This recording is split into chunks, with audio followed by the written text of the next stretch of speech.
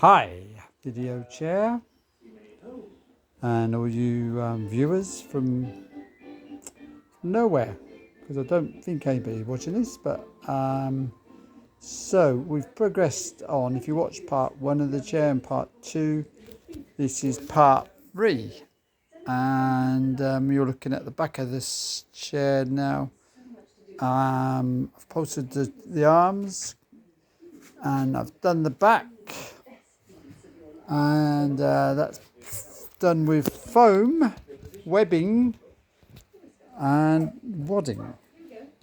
And there we have the wadding in place. Then in a moment I'm going to cover it, and then later on we will fit the springs. These are spring clips along here. Zigzag springs will go in place, and we'll start to build the seat.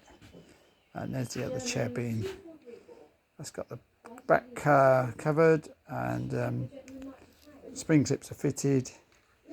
So that's the progress so far.